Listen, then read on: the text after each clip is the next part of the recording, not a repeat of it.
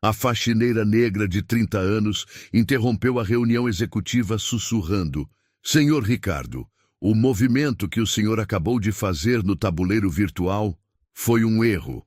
O silêncio que tomou conta da sala de vidro da Tecnovision, no coração empresarial de São Paulo, foi ensurdecedor. Todos os diretores se viraram para olhar Joana Santos, que segurava um pano de limpeza nas mãos trêmulas, ousando questionar o CEO mais arrogante da Faria Lima. Ricardo Silva parou no meio da jogada online, seus olhos azuis gelados fixando a mulher de uniforme, azul desbotado que ousava dar palpites sobre xadrez. Os executivos se entreolharam em choque absoluto, como aquela funcionária simples que há 2 anos limpava aqueles escritórios reluzentes tinha coragem de comentar sobre o jogo mais intelectual do mundo. Suas mãos negras seguravam o pano com força, mas seus olhos castanhos brilhavam com uma intensidade que ninguém havia notado antes. O que nenhum deles sabia era que Joana Santos já havia sido campeã nacional de xadrez aos 22 anos, derrotando grandes mestres internacionais antes de ter sua carreira destroçada pela falta de patrocínio e pelo preconceito racial que a afastou do mundo competitivo. Suas mãos, que agora seguravam produtos de limpeza, já haviam movido peças em tabuleiros dos torneios mais prestigiosos do Brasil, calculando variantes que poucos mestres conseguiam visualizar. Mas a verdadeira surpresa ainda estava por vir. Naquele momento, nenhum deles imaginava que em 3 semanas, durante a confraternização anual da empresa, aquela mesma faxineira invisível estaria sentada do outro lado de um tabuleiro, fazendo Ricardo Silva suar frio com uma sequência de movimentos que mudaria para sempre não apenas aquela partida, mas o destino de ambos e a percepção de todos os funcionários sobre talento, dignidade e segundas chances. Joana Santos acordava todos os dias às 4h30 da manhã, no pequeno apartamento de 2 cômodos em Cidade Tiradentes, zona leste de São Paulo. O despertador tocava no mesmo horário há 2 anos, desde que conseguiu o emprego na Tecnovision, através de uma empresa terceirizada de limpeza. Aos 30 anos, ela havia aprendido a ser invisível, uma habilidade que nunca imaginou que precisaria desenvolver. O trajeto até a Faria Lima levava 2 horas e 15 minutos. Ônibus lotado até a estação Corinthians, Itaquera, baldeação no metrô vermelho, transferência na Paulista e finalmente a chegada ao prédio espelhado de 20 andares onde trabalhava. Durante todo o percurso, Joana sempre carregava um livro de xadrez disfarçado dentro de uma revista Veja antiga, estudando variantes clássicas e analisando partidas históricas enquanto o transporte público a balançava pela megalópole que despertava. A Tecnovision ocupava 3 andares do edifício Premium na Faria Lima. A empresa, especializada em soluções tecnológicas para grandes corporações, faturava 40 milhões de reais anuais e empregava 50 funcionários altamente qualificados. Joana era responsável pela limpeza do 18º andar, o executivo, onde ficavam as salas dos diretores, a sala de reuniões principal com vista panorâmica da cidade, e o escritório privativo de Ricardo Silva, onde ele passava a maior parte do dia comandando sua equipe com punho de ferro, disfarçado de liderança inovadora. Ricardo Silva, aos 35 anos, era o tipo de executivo que a mídia especializada adorava fotografar para matérias sobre jovens líderes do mercado brasileiro. Alto, 1,85 m, loiro com olhos azuis, herdados da avó alemã, sempre vestindo ternos italianos Armani, que custavam mais que o salário anual de Joana.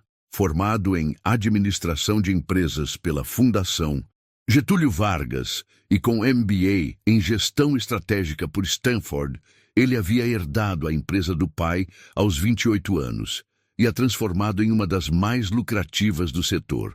Sua arrogância era diretamente proporcional ao seu sucesso financeiro, e sua prepotência se manifestava de forma mais intensa com funcionários que ele considerava hierarquicamente inferiores. Joana, você pode limpar minha sala mais tarde? Estou no meio de uma partida importante contra um oponente internacional, disse Ricardo em uma terça-feira chuvosa de maio, sem sequer levantar os olhos da tela do notebook Dell Precision. Lancet 1000, que custava R$ 15.000. Ele jogava xadrez online no site chess.com contra um adversário classificado com 1.800 pontos no rating internacional. Um nível que Ricardo considerava impressionante, embora fosse apenas intermediário para os padrões reais do jogo competitivo. Claro, Dr. Ricardo, respondeu Joana automaticamente, como sempre fazia nos últimos 2 anos. Mas seus olhos treinados não conseguiram evitar capturar rapidamente a posição das peças na tela de 17 polegadas. Em exatos 3 movimentos, o oponente de Ricardo teria uma combinação tática devastadora. Um garfo duplo com o cavalo que atacaria simultaneamente a dama branca e a torre na primeira fileira. Ricardo, concentrado apenas no seu plano superficial de ataque no flanco da dama, não percebia a ameaça mortal que se aproximava de seu rei desprotegido. Joana continuou sua rotina de limpeza, aspirar o carpete persa importado, limpar a mesa de mogno maciço, organizar os livros de gestão empresarial que Ricardo nunca lia completamente, regar as plantas ornamentais que decoravam o ambiente. Mas sua mente, treinada em décadas de análise posicional, continuava calculando variantes da partida que se desenrolava na tela a poucos metros dela.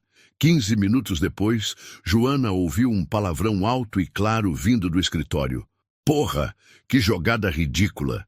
Ricardo havia perdido a partida, exatamente como ela previra, caindo na combinação tática que qualquer enxadrista com conhecimento intermediário identificaria 5 movimentos antes. Esse site deve estar cheio de hackers e programas de computador, gritou, ele batendo a mão fechada na mesa com força suficiente para fazer as canetas Montblanc saltarem. Situações como essa se repetiam constantemente, quase diariamente.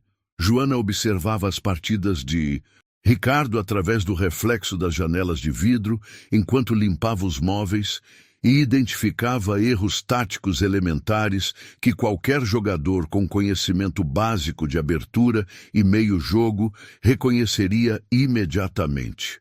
Erros de cálculo, peças mal posicionadas, finais perdidos por falta de técnica. Ricardo cometia falhas que fariam um professor de xadrez de escola pública balançar a cabeça com desaprovação.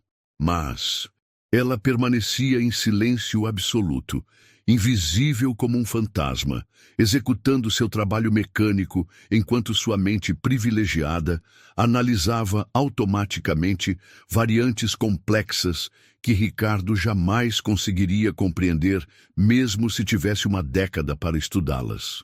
A rotina de humilhações sutis, mas constantes, era parte integrante do dia a dia na Technovision. Pessoas como ela não têm capacidade cerebral para entender jogos que exigem inteligência abstrata. Comentou Ricardo certa vez com Paulo Mendes, o diretor de marketing, enquanto Joana limpava metodicamente as estantes de livros da sala de reuniões.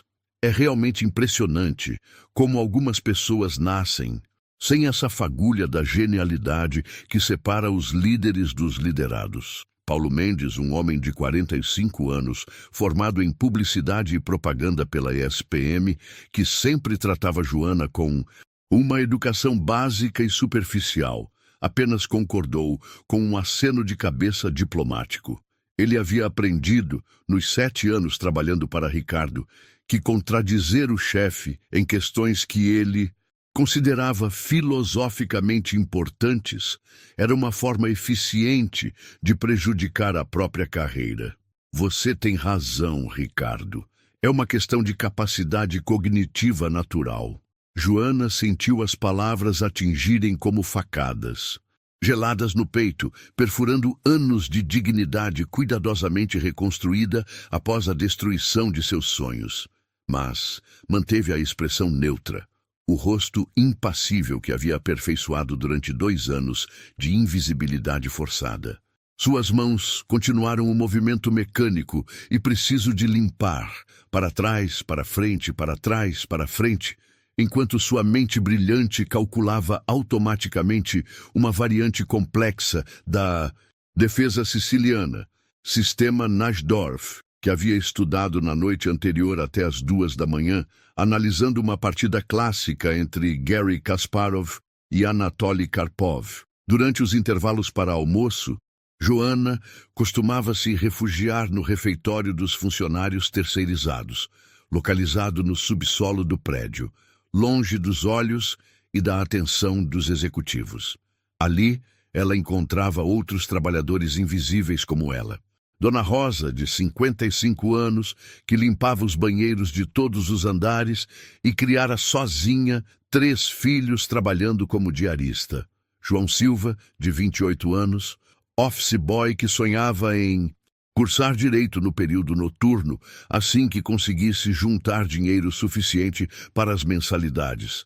E Carla Souza, de 24 anos, recepcionista que estudava marketing à noite na Universidade 9 de Julho e trabalhava durante o dia para pagar os próprios estudos. Eles formavam uma pequena família de invisíveis no mundo corporativo reluzente e impiedoso da Faria Lima.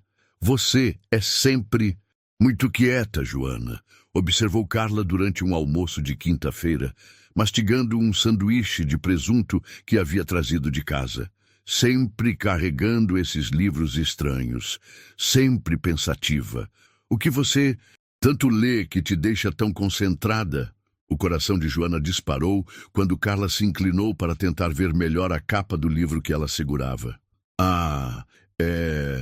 Literatura clássica, mentiu Joana rapidamente, fechando o volume sobre aberturas clássicas do xadrez moderno que estava estudando durante a pausa. Eu gosto de ler para passar o tempo e expandir vocabulário. A verdade era um luxo perigoso que ela não podia se permitir.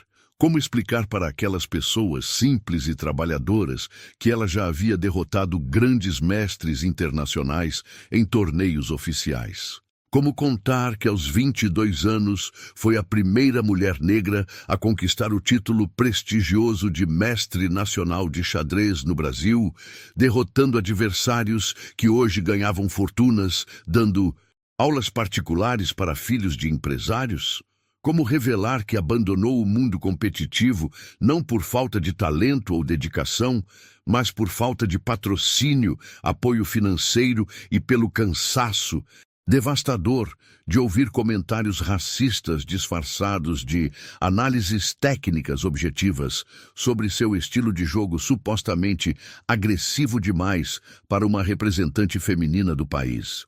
A transformação de Joana Santos, de prodígio reconhecido do xadrez nacional para faxineira invisível, havia começado exatos 8 anos e 4 meses antes daquele dia chuvoso de maio na Technovision.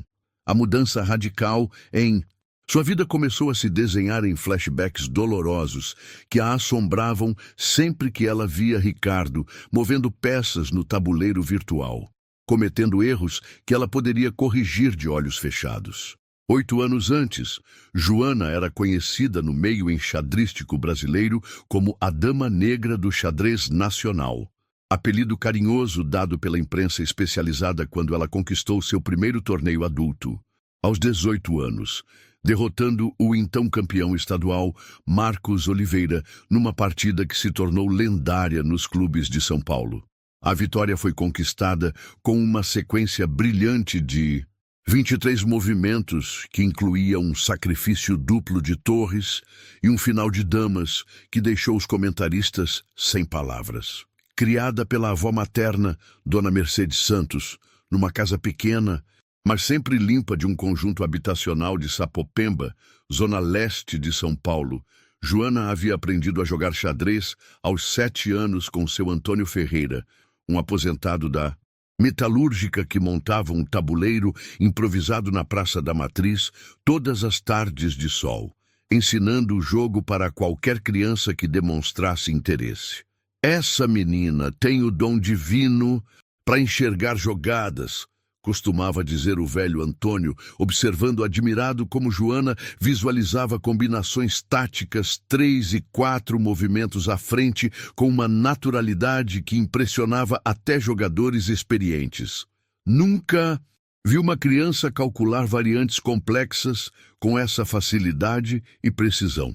Aos 14 anos, Joana já dominava completamente a cena amadora da Zona Leste paulistana, derrotando adversários adultos com décadas de experiência. Aos 16, conseguiu uma bolsa parcial de estudos para treinar no prestigioso Clube de Xadrez do Ibirapuera, na Zona Sul, onde conheceu o mestre internacional Fernando Carvalho, um homem de 50 anos que se tornou seu técnico oficial e mentor intelectual. Joana não é apenas talentosa, como centenas de jovens que já treinei, dizia Fernando para qualquer pessoa que quisesse ouvir em clubes, torneios e federações. Ela possui uma intuição posicional natural que poucos enxadristas no mundo conseguem desenvolver mesmo após décadas de estudo intensivo. Mas o mundo do xadrez competitivo brasileiro era financeiramente implacável e socialmente excludente. As competições nacionais e internacionais exigiam viagens constantes e caras para outras cidades e países, hospedagem em hotéis que custavam mais que o salário mensal da avó de Joana, taxas de inscrição em torneios que variavam entre 500 e 2.000 reais, além de equipamentos específicos como relógios de xadrez profissionais, tabuleiros, oficiais regulamentados e livros técnicos importados, enquanto seus rivais masculinos e brancos recebiam patrocínio integral de empresas multinacionais, apoio direto das federações estaduais e financiamento familiar de pais empresários. Joana dependia exclusivamente da ajuda esporádica de Fernando Carvalho e de rifas organizadas heroicamente pela comunidade pobre de Sapopemba, que vendiam sanduíches e bolos caseiros para arrecadar dinheiro para as viagens da nossa campeã. Por que uma menina negra quer jogar xadrez competitivo? Perguntou diretamente um dirigente gordo e careca da Federação Paulista, quando Joana, aos 19 anos, pleiteava apoio oficial para participar do Sul-Americano Juvenil no Chile. Não seria muito mais apropriado e realista ela focar energia em alguma atividade mais, digamos, adequada ao seu perfil socioeconômico e background familiar? As palavras racistas atingiram como facadas envenenadas no peito da jovem. Mas Joana respondeu da única forma que sabia, no tabuleiro, com movimentos precisos e vitórias inquestionáveis. Aos 22 anos, ela tornou-se oficialmente campeã nacional feminina e conquistou o título técnico de mestre nacional, a primeira mulher negra a alcançar essa marca histórica no Brasil. Seu rating oficial chegou a impressionantes 2.340 pontos, colocando-a matematicamente entre os 50 melhores enxadristas ativos do país, independente de gênero ou categoria. Mas os patrocínios comerciais e o apoio institucional nunca chegaram de forma consistente. As oportunidades reais se fechavam sistematicamente com desculpas técnicas elaboradas que mascaravam preconceitos óbvios e inquestionáveis. Seu estilo de jogo é excessivamente agressivo e imprevisível para uma competidora feminina, dizia no técnico da seleção nacional. Talvez se você fosse um pouco menos intensa e confrontativa na abordagem, seria mais fácil encontrar apoio corporativo e aceitação internacional, sugeria outro especialista durante uma reunião. A gota d'água definitiva veio aos 24 anos, durante o Campeonato Brasileiro Absoluto de 2018, realizado em Caldas Novas, Goiás. Após derrotar 3 grandes mestres consecutivamente e estar oficialmente classificada para disputar o título absoluto nacional que poderia abrir portas para competições mundiais, Joana ouviu um comentário que a destroçou emocionalmente. Essa negra joga muito bem tecnicamente, reconheço, mas sinceramente não tem a classe social e a elegância necessárias para representar dignamente o Brasil em competições internacionais oficiais. Imaginem uma foto oficial dela ao lado dos grandes mestres europeus em torneios da elite mundial. Naquela noite terrível, trancada no quarto minúsculo e abafado de um hotel barato em Caldas Novas, Joana chorou todas as lágrimas que havia guardado estoicamente durante anos de luta solitária.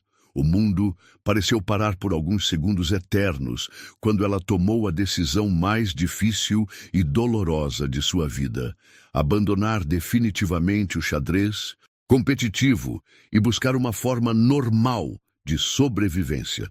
As semanas seguintes trouxeram uma intensificação perceptível e perigosa na arrogância natural de Ricardo Silva. O torneio empresarial de xadrez da Faria Lima havia alimentado seu ego de forma descontrolada, e ele começou a usar o jogo como uma ferramenta de humilhação ainda mais explícita e sistemática contra funcionários que considerava intelectualmente inferiores. Durante as reuniões executivas semanais, Ricardo passou a fazer analogias constantes e elaboradas entre o xadrez e o que ele chamava de hierarquia natural da inteligência na empresa. Ele havia mandado instalar na sala de reuniões principal um tabuleiro de mármore italiano Carrara, importado diretamente de Florença por R$ 8.000, onde montava posições clássicas para impressionar clientes e intimidar subordinados. Vejam bem, pessoal, disse Ricardo numa manhã ensolarada de segunda-feira, movendo as peças do tabuleiro luxuoso com gestos teatrais e professoral. O xadrez é exatamente como nossa empresa, uma hierarquia perfeita, onde cada peça tem sua função específica e seu valor intrínseco bem definido. As torres são nossos diretores, peças poderosas e valiosas, mas limitadas a movimentos lineares e previsíveis. Os bispos são nossos gerentes especializados, ágeis e eficientes em suas áreas específicas de domínio. Os cavalos representam nossos programadores e analistas, criativos e inteligentes, mas com movimentos peculiares que nem sempre são compreendidos pelos outros. Paulo Mendes riu nervosamente, sempre pronto a alimentar a vaidade crescente do chefe com aprovação incondicional. Analogia brilhante, Ricardo. E o rei? Quem seria o rei nessa estrutura organizacional perfeita? Óbvio, Paulo, respondeu Ricardo com um sorriso presunçoso e autocomplacente, ajeitando a gravata Hermès de R$ 1.200. O rei sou eu, naturalmente. A peça mais importante e estratégica do tabuleiro, aquela que todos os outros devem proteger e servir incondicionalmente. Ele fez uma pausa teatral calculada, percorrendo os funcionários presentes com um olhar de superioridade. E os peões? Bem, os peões são obviamente todos aqueles que executam tarefas operacionais simples e repetitivas. Limpeza, café, serviços básicos de apoio, peças absolutamente necessárias para o funcionamento do conjunto, reconheço, mas facilmente substituíveis quando necessário.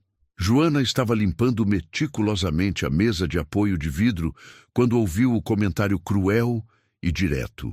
O sangue literalmente gelou nas veias. Quando ela percebeu que Ricardo estava olhando diretamente para ela ao mencionar os peões descartáveis. Suas mãos apertaram o pano de limpeza com tanta força que os nós dos dedos ficaram completamente esbranquiçados. Era como receber um tapa violento na cara da realidade. Ela, que já havia sido rainha absoluta em inúmeros tabuleiros de competições nacionais, sendo publicamente comparada a um peão insignificante e substituível. Marina Costa, a diretora financeira de 38 anos, formada em economia pela USP e uma das poucas pessoas na empresa que ocasionalmente questionava Ricardo, mexeu-se visivelmente desconfortável na cadeira de couro italiano. Ricardo, talvez essa analogia seja um pouco inadequada e ofensiva, disse ela diplomaticamente, tentando amenizar a situação constrangedora. Todos os funcionários têm valor humano independente de suas funções. Inadequada por... O que exatamente, Marina? Rebateu Ricardo imediatamente, claramente irritado com a interrupção inesperada de sua performance filosófica. É apenas a realidade objetiva do mundo corporativo e da vida em geral. Algumas pessoas nascem naturalmente para ser reis e rainhas, líderes e visionários. Outras nascem para ser peões operacionais. É simplesmente a ordem natural das coisas, uma questão de capacidade cognitiva e background socioeconômico. Carlos Rebouças, o programador sênior de 31 anos, negro como Joana e nascido também em Cidade Tiradentes, sentiu uma onda poderosa de raiva e indignação subir pelo peito como lava vulcânica. Ele havia chegado à Tecnovision por mérito técnico absolutamente inquestionável. Após formar-se em ciência da computação na USP, com bolsa integral e especializar-se em inteligência artificial, mas enfrentava constantemente microagressões, sutis e comentários racistas disfarçados de feedback profissional. Com todo respeito, Ricardo, disse Carlos, controlando cuidadosamente a voz para não explodir. Inteligência e competência não têm absolutamente nada a ver com cor da pele ou classe social de origem. Já vi gênios verdadeiros nascendo e crescendo em favelas, e mediocridades completas, herdando empresas e posições de poder. O silêncio que se seguiu foi absolutamente ensurdecedor e constrangedor. Ricardo fixou Carlos com um olhar gélido e ameaçador que fez todos os funcionários presentes na sala se mexerem desconfortavelmente em suas cadeiras. A temperatura emocional do ambiente despencou drasticamente. Carlos, você está questionando diretamente minha capacidade de liderança e minha competência intelectual? Perguntou Ricardo com a voz baixa, mas carregada de ameaça, implícita e poder hierárquico. Não, senhor Ricardo, respondeu Carlos rapidamente, recuando estrategicamente.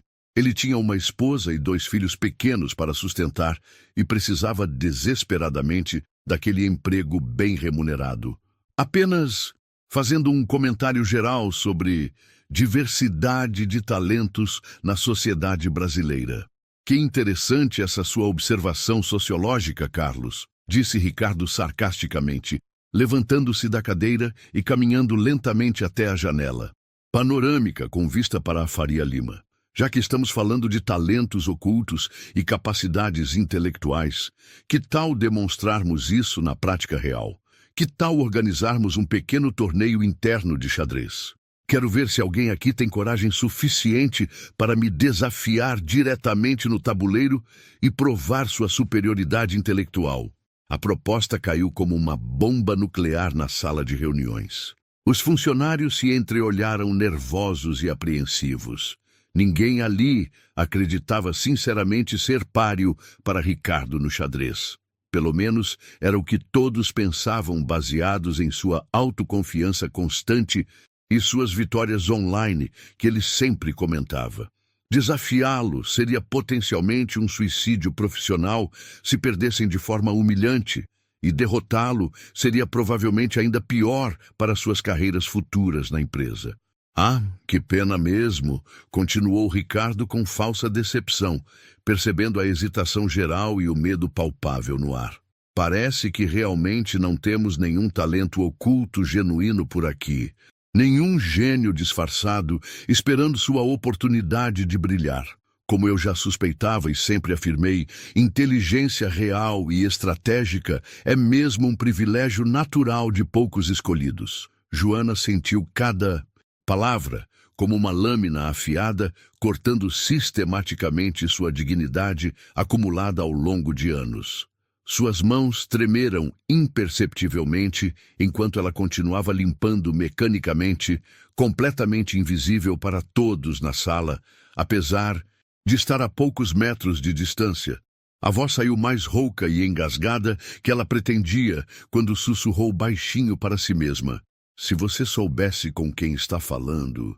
Fernanda Oliveira, a analista de sistemas de 26 anos, uma das poucas funcionárias que sempre tratava Joana com respeito genuíno e consideração humana, observou atentamente a reação da faxineira. Havia algo profundo e misterioso nos olhos castanhos de Joana que ela não conseguia decifrar completamente, uma intensidade intelectual oculta que contrastava dramaticamente com sua posição aparentemente submissa na hierarquia empresarial. Sabe, Ricardo, eu sempre notei que a Joana parece entender perfeitamente quando vocês falam sobre xadrez e estratégias, comentou Fernanda impulsivamente, sem calcular as consequências. Ela sempre presta atenção e parece acompanhar o raciocínio. Todos na sala se viraram simultaneamente para olhar Joana, que sentiu o coração disparar violentamente como um motor desregulado. O mundo pareceu parar por alguns segundos eternos. Eu só limpo aqui, gaguejou ela desesperadamente, baixando os olhos para o chão. Não entendo absolutamente nada dessas coisas complicadas. Ricardo soltou uma gargalhada cruel e desrespeitosa que ecoou pela sala inteira. Fernanda, você é realmente muito ingênua e idealista. Pessoas como a Joana simplesmente não possuem a capacidade cognitiva necessária para compreender estratégias complexas e raciocínio abstrato. É exatamente como tentar ensinar cálculo diferencial avançado para uma criança de 5 anos, biologicamente impossível. As lágrimas começaram a se formar perigosamente nos olhos de Joana, mas ela as conteve com um esforço sobre-humano de autocontrole. Era como se uma bomba emocional tivesse explodido violentamente em seu peito, estilhaçando anos de dignidade cuidadosamente reconstruída e autoestima laboriosamente recuperada. Mas ela absolutamente não podia revelar sua verdadeira identidade e seu passado glorioso. Não ainda. Não daquela forma humilhante e desesperada. Durante o almoço habitual no refeitório do subsolo, longe dos olhos julgadores e dos ouvidos preconceituosos dos executivos, Joana mal conseguiu tocar na marmita que havia trazido de casa. Dona Rosa Pereira, com seus 55 anos de experiência em limpeza corporativa e uma sabedoria de vida acumulada através de décadas de observação silenciosa, percebeu imediatamente o estado emocional alterado da colega mais jovem. Filha querida, o que foi que aconteceu hoje? Você está com uma cara péssima. Parece que viu um fantasma ou recebeu uma notícia terrível, disse Dona Rosa com a voz maternal que sempre usava para consolar os colegas em momentos difíceis. Dona Rosa, perguntou Joana hesitante, brincando nervosamente com a comida no prato. A senhora já teve algum talento especial, algum dom natural que ninguém nunca soube ou reconheceu? A mulher, mais velha, estudou cuidadosamente o rosto abatido de Joana com atenção redobrada, seus olhos experientes percebendo camadas de dor e frustração que iam muito além de uma simples discussão no trabalho. Todo mundo neste mundo tem talentos escondidos e habilidades especiais, minha filha. Eu mesma, muito antes de me tornar faxineira por necessidade, era costureira profissional, fazia vestidos sob medida que pareciam ter saído de lojas chiques da Oscar Freire, bordados à mão, que eram verdadeiras obras de arte. Mas a vida acontece. O destino nos empurra para direções inesperadas. E a gente acaba escondendo nossos dons mais preciosos apenas para conseguir sobreviver. E se um dia surgisse a chance inesperada de mostrar esse dom escondido para o mundo? Insistiu Joana com uma intensidade que surpreendeu Dona Rosa. Isso dependeria inteiramente do preço que você estaria disposta a pagar, querida, respondeu Dona Rosa com a sabedoria filosófica de quem havia vivido muito e observado ainda mais. Mostrar quem a gente realmente é por dentro sempre tem um preço alto. Às vezes o preço é a rejeição, às vezes é a inveja, às vezes é a responsabilidade que vem junto com o reconhecimento. A pergunta fundamental é: você está emocionalmente preparada e disposta a pagar esse preço? Naquela mesma tarde, numa ironia do destino que parecia orquestrada por forças superiores, Ricardo organizou uma demonstração especial de xadrez para alguns clientes importantes da empresa. Executivos de multinacionais que estavam considerando contratar os serviços da Tecnovision. Ele havia montado um tabuleiro gigante na sala de reuniões principal e conseguido convencer o renomado mestre internacional Fernando Carvalho, ironicamente, o mesmo homem que havia sido técnico e mentor de Joana durante seus anos dourados no xadrez competitivo, a dar uma simultânea contra 5 funcionários selecionados da empresa. Joana literalmente quase desmaiou quando viu Fernando Carvalho entrar na sala de reuniões com sua pasta de couro contendo tabuleiros portáteis e relógios de xadrez profissionais. O mundo pareceu parar completamente por alguns segundos que se estenderam como horas. O homem que havia descoberto seu talento excepcional, que havia acreditado nela quando ninguém mais acreditava, que havia sido como um pai intelectual durante os anos mais importantes de sua formação enxadrística, estava ali, a poucos metros de distância dela. Mas ele não a reconheceu imediatamente. Afinal, ela era apenas mais uma faxineira, invisível, limpando discretamente as janelas e organizando cadeiras. «Mestre Fernando», disse Ricardo com uma reverência fingida e calculada, «é realmente uma honra imensa recebê-lo aqui na Tecnovision. Sou um grande admirador pessoal do xadrez e um praticante assíduo, como todos aqui podem confirmar. Fernando Carvalho, um homem elegante de 60 anos com cabelos grisalhos perfeitamente penteados e olhos gentis, mas penetrantes, cumprimentou todos os presentes com a educação natural de um intelectual refinado. O prazer é inteiramente meu, Ricardo. É sempre reconfortante e esperançoso ver empresários jovens que valorizam genuinamente o xadrez e reconhecem sua importância para o desenvolvimento do raciocínio estratégico. A simultânea começou oficialmente às 15h30. Fernando circulava metodicamente entre 5 tabuleiros, jogando simultaneamente contra Paulo Mendes, Marina, Costa, Carlos Rebouças, Fernando Oliveira e mais um gerente de vendas. Ricardo havia deliberadamente ficado de fora da competição, alegando diplomaticamente que seria injusto com os outros funcionários ter 2 especialistas jogando, mas na verdade receando profundamente ser humilhado publicamente por um mestre internacional verdadeiro. Enquanto Fernando circulava entre os tabuleiros fazendo seus movimentos com a precisão cirúrgica de décadas de experiência competitiva, Joana observava cada jogada através dos reflexos das janelas de vidro, fingindo estar concentrada na limpeza. Sua mente privilegiada analisava automaticamente todas as posições, calculando variantes complexas que os funcionários da empresa nem sequer imaginavam que existissem.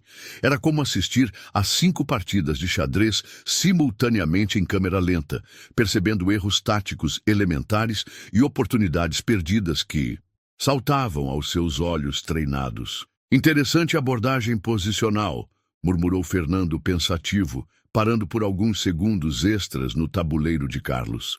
Você demonstra uma compreensão estrutural bastante sólida para alguém que não compete oficialmente. Carlos sorriu orgulhoso, sentindo-se reconhecido por uma autoridade real no assunto. Muito obrigado, mestre Fernando. Eu estudo quando posso, leio alguns livros clássicos, jogo online ocasionalmente. Mas Foi quando Fernando chegou ao tabuleiro de Marina Costa que algo verdadeiramente extraordinário e inesperado aconteceu. A posição estava matematicamente perdida para ela. Fernando havia construído uma vantagem material decisiva com torre e bispo extras, além de um ataque irresistível e coordenado contra o rei branco desprotegido. Marina estava visivelmente nervosa, prestes a se render diplomaticamente e parabenizar o mestre pela vitória técnica, quando uma voz feminina sussurrou discretamente atrás dela: "A dama em C7, força empate por cheque perpétuo." Todos os presentes se viraram automaticamente procurando a origem da sugestão tática. Joana estava limpando uma estante próxima, aparentemente completamente alheia à partida em desenvolvimento e concentrada exclusivamente em seu trabalho. Marina olhou confusa para o tabuleiro, tentando entender a sugestão sussurrada. E, seguindo a indicação misteriosa, moveu hesitante sua dama branca para a casa C7. Fernando Carvalho arregalou os olhos em surpresa genuína e admiração técnica.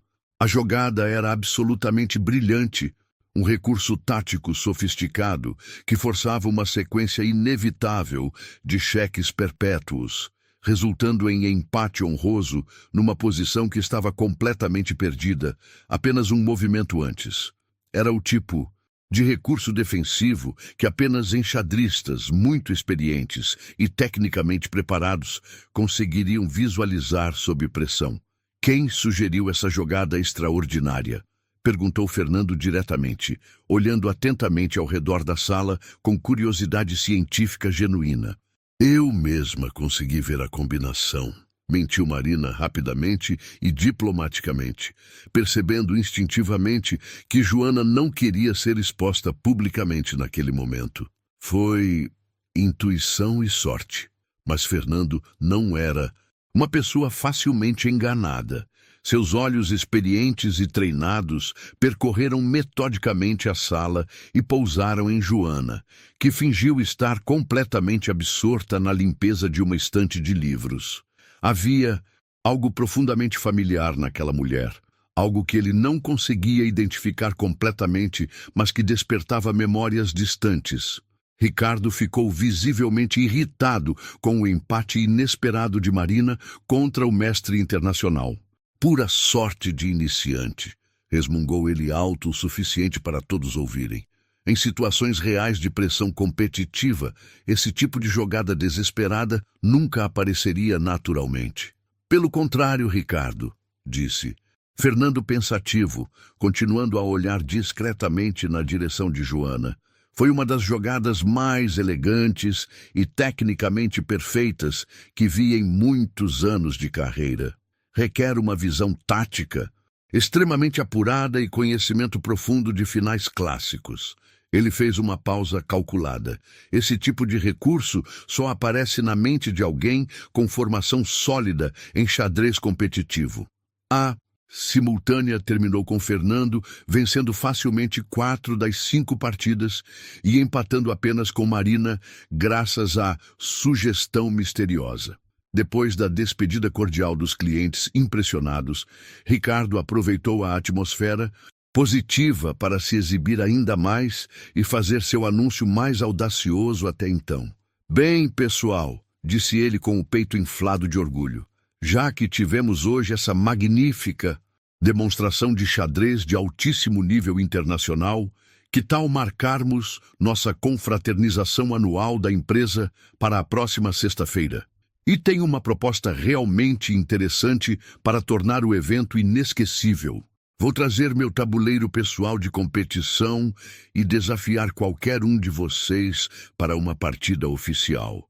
Para tornar as coisas emocionantes, apostemos algo verdadeiramente significativo. Meu salário integral. De 1 mês para quem conseguir me derrotar."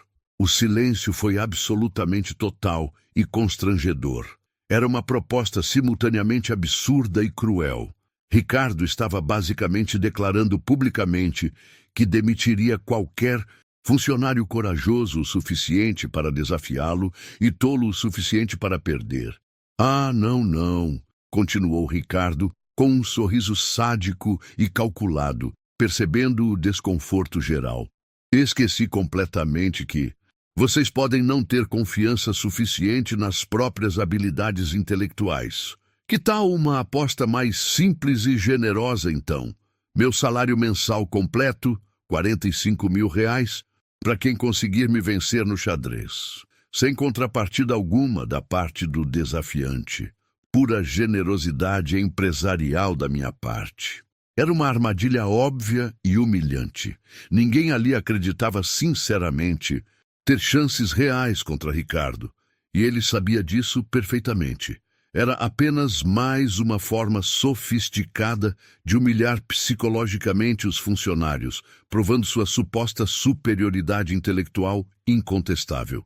E para tornar as coisas ainda mais interessantes e educativas, acrescentou Ricardo com malícia crescente, a partida será completamente pública e transparente. Todos os funcionários da empresa poderão assistir pessoalmente, inclusive nossa sempre eficiente e dedicada equipe de serviços gerais. Ele direcionou o olhar diretamente para Joana, com intenção obviamente provocativa. Tenho absoluta certeza de que será extremamente educativo e esclarecedor para todos verem na prática como funciona um cérebro realmente treinado e preparado para a estratégia de alto nível. Joana sentiu o ar da sala ficar pesado e sufocante, como antes de uma tempestade devastadora. Suas mãos tremeram imperceptivelmente ao segurar o pano de limpeza, e ela precisou se apoiar discretamente na mesa para não cambalear fisicamente. As palavras provocativas de Ricardo ecoavam em sua mente como uma declaração de guerra direta ao seu passado glorioso e à sua identidade verdadeira. Naquela noite, no silêncio absoluto de seu pequeno apartamento em Cidade Tiradentes, Joana pegou seu tabuleiro pessoal, o mesmo que havia usado religiosamente para estudar as partidas imortais de José Raul Capablanca e Bob Fischer durante seus anos de formação. Suas mãos acariciaram as peças de madeira entalhada com reverência quase religiosa. Havia tanto tempo que ela não jogava uma partida oficial séria. Ela montou cuidadosamente uma posição clássica da literatura enxadrística e começou a jogar metodicamente contra si mesma, analisando variantes como nos velhos tempos gloriosos. Mas desta vez era completamente diferente de seus estudos habituais. Cada movimento que ela executava era uma preparação militar. Cada variante que calculava mentalmente era uma arma letal sendo sistematicamente afiada para o confronto definitivo que se aproximava inexoravelmente. O coração de Joana disparou violentamente quando ela percebeu com clareza cristalina que havia tomado uma decisão irrevogável. Pela primeira vez em 8 anos de invisibilidade forçada, ela não fugiria como uma covarde, não se esconderia como uma criminosa, não permaneceria invisível como um fantasma. Dr. Ricardo Silva, sussurrou ela para o apartamento completamente silencioso, movendo a dama branca pelo tabuleiro com precisão cirúrgica. O senhor não faz a menor ideia de com quem está mexendo.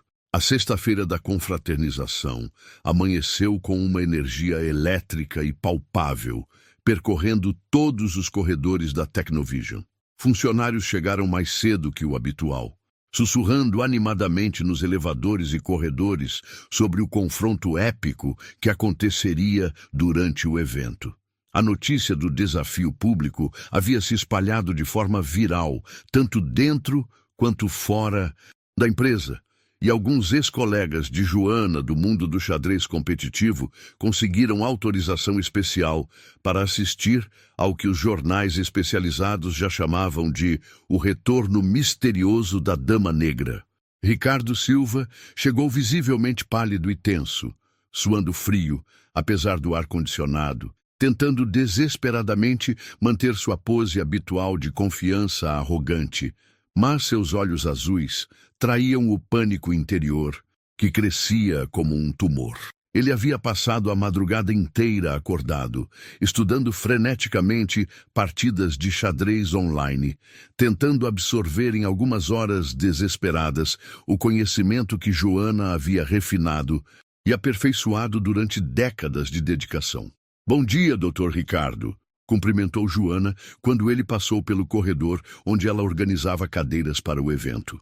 Sua voz tinha uma serenidade nova e poderosa, uma dignidade recuperada que ele nunca havia percebido ou reconhecido antes daquele momento. Bom dia, Joana, gaguejou Ricardo pateticamente, evitando olhar diretamente para ela como se fosse uma aparição sobrenatural. Às 14 horas em ponto, o salão de confraternização estava completamente lotado com uma atmosfera de expectativa quase insuportável. Todos os 50 funcionários da Technovision se aglomeravam respeitosamente ao redor da mesa central, onde Fernando Carvalho havia montado cuidadosamente um tabuleiro profissional regulamentado pela FIDE. O silêncio era tenso e carregado, como antes de uma execução pública. Pessoal, anunciou Ricardo com voz que tremeu ligeiramente apesar de seus esforços. Como solenemente prometido ontem, aqui está minha oferta oficial.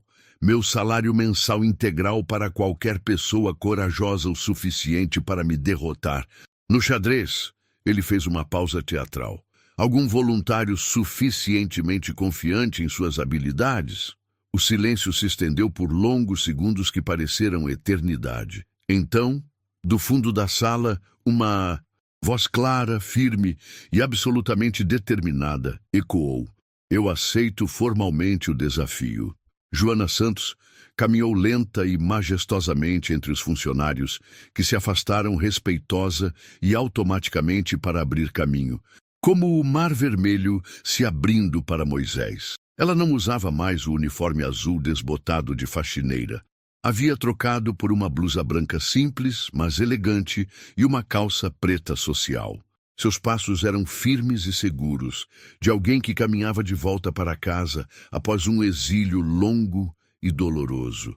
Joana, disse Ricardo, sua voz saindo mais aguda e desesperada, que pretendia, você tem absoluta certeza desta decisão? É uma quantia muito considerável de dinheiro. Tenho certeza total, Dr. Ricardo, respondeu ela, sentando-se calmamente do lado das peças brancas. Sempre tive. Fernando Carvalho se aproximou solenemente da mesa como um árbitro oficial. As regras são simples e tradicionais. Partida clássica de xadrez, sem limite rigoroso de tempo, jogada até o checkmate definitivo ou rendição voluntária. Ele olhou alternadamente para ambos os competidores. Que vença o melhor jogador.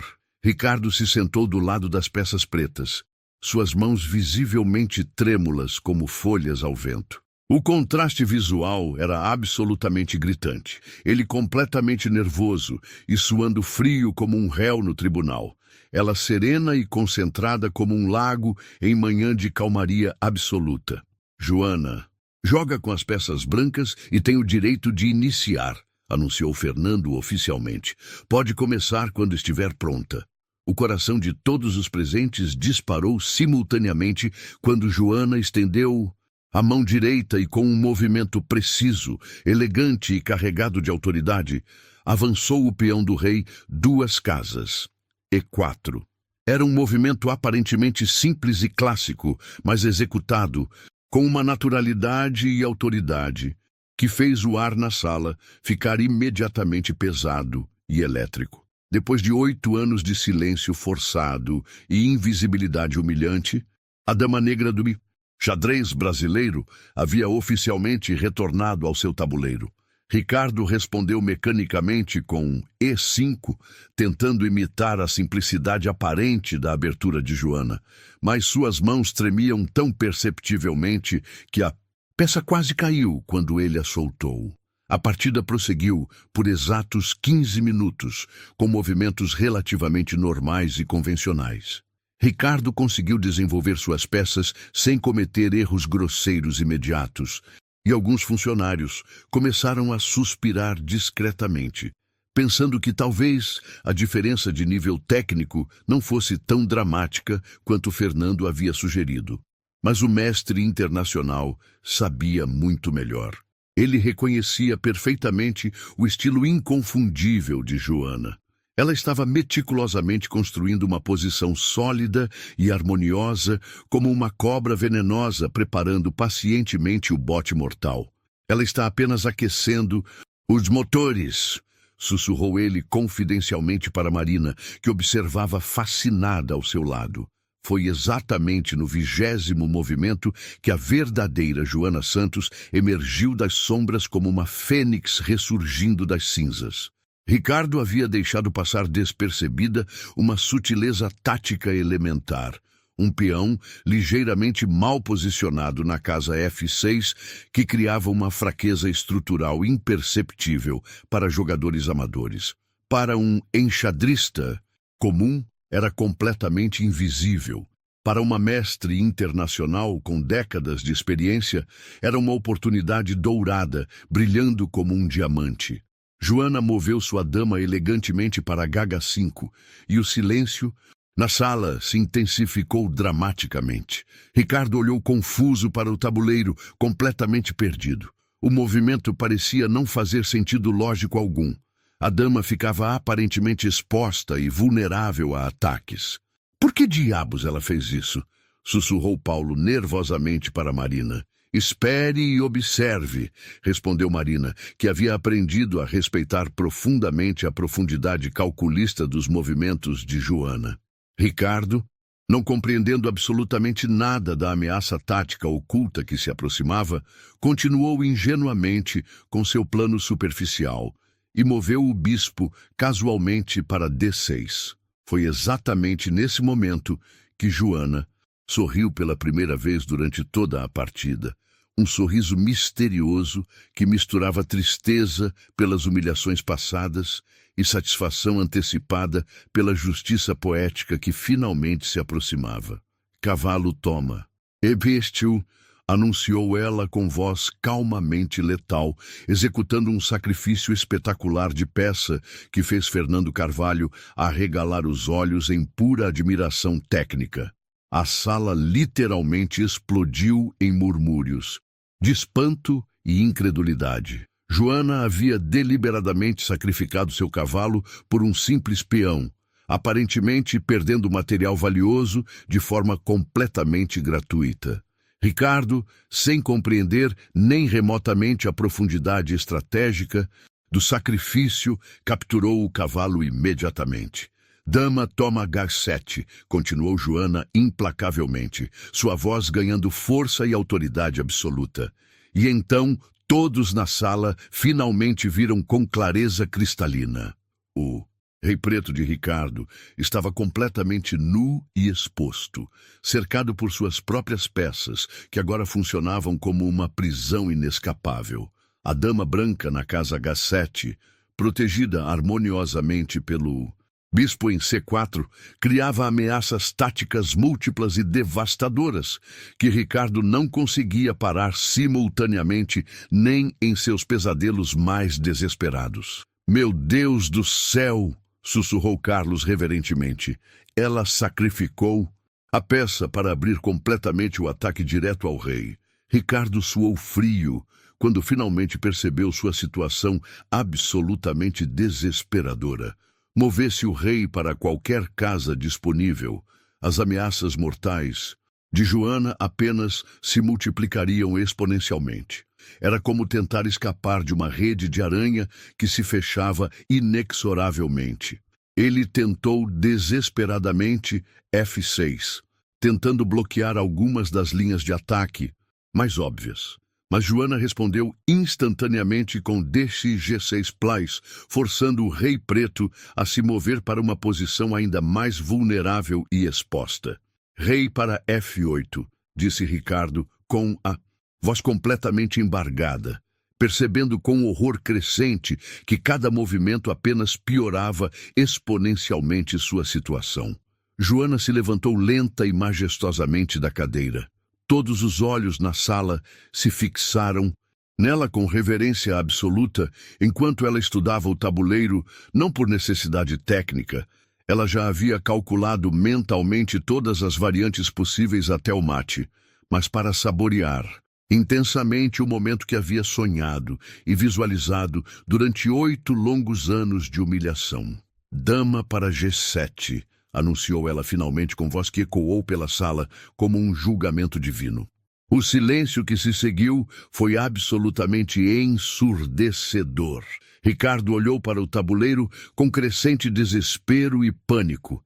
Não importava absolutamente o que fizesse, o xeque-mate era matematicamente inevitável. Eu não consigo, não vejo como sair desta situação, gaguejou ele patética e desesperadamente. Xeque-mate forçado em exatos 3 movimentos, disse Joana suave, mas implacavelmente, sua voz ecoando pela sala, como o trovão de uma tempestade. Não importa absolutamente o que o senhor jogue. Fernando se aproximou do tabuleiro e analisou rapidamente a posição com seus olhos experientes. Ela está completamente certa, confirmou ele solenemente para toda a sala. É mate matematicamente forçado. As lágrimas começaram a se formar espontaneamente nos olhos de vários funcionários emocionados. Dona Rosa chorava abertamente de orgulho maternal. João cerrava os punhos em triunfo silencioso. Carla sorria radiante com lágrimas de alegria nos olhos. Ricardo olhou lentamente ao redor da sala, finalmente vendo pela primeira vez o respeito genuíno e a admiração sincera que todos demonstravam espontaneamente por Joana. Então ele voltou o olhar para a mulher que havia humilhado sistematicamente por 2 anos consecutivos, e pela primeira vez em sua vida realmente a viu como ser humano. Viu a dignidade inquebrantável que ela sempre carregara, mesmo quando ele tentava destroçá-la diariamente. Viu a inteligência extraordinária que ele havia negado e ridicularizado. Viu a força silenciosa que ela demonstrara ao suportar anos de desprezo sem perder sua humanidade essencial. Eu me rendo completamente, disse Ricardo finalmente, derrubando seu rei com a mão trêmula em sinal de rendição oficial. A explosão de aplausos foi instantânea, ensurdecedora e emocionante. Todos os funcionários se levantaram simultaneamente, gritando e batendo palmas em ovação que durou 5 minutos. Joana permaneceu sentada, emocionada demais para se mover, enquanto lágrimas de alívio e triunfo corriam livremente por seu rosto. A invisível havia se tornado visível. A humilhada havia triunfado. A Dama Negra havia recuperado seu trono. E naquele momento histórico, todos na Tecnovision entenderam uma lição que jamais esqueceriam. Talento verdadeiro não tem cor, classe social ou uniforme. Tem apenas oportunidade esperando para brilhar. Durante anos, trataram ela como um peão, mas no fim, quem deu o xeque-mate foi a dama. Agora me diz, quantas Joanas você conhece? Invisíveis, geniais e subestimadas. Comenta aqui embaixo e mostra que você também vê o valor de quem o mundo insiste em ignorar.